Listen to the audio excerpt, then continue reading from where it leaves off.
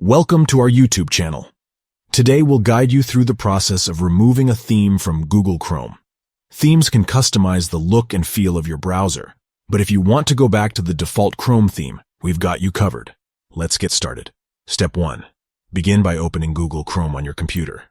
Step 2. Look for the More menu, which is represented by 3 dots located at the top right corner of the Chrome window. Click on it to open the drop-down menu. Step 3. From the drop-down menu, select Settings. This will take you to the Chrome settings page where you can customize various aspects of your browser. Step 4. On the settings page, you'll find different sections. Look for the Appearance section and click on it.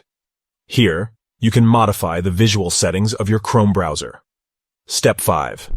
Within the Appearance section, you'll see the currently applied theme.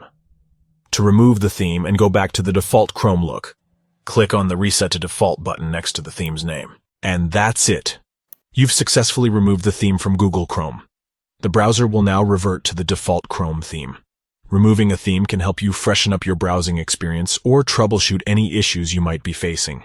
If you ever want to apply a new theme in the future, simply follow the same steps and choose a different theme that suits your style.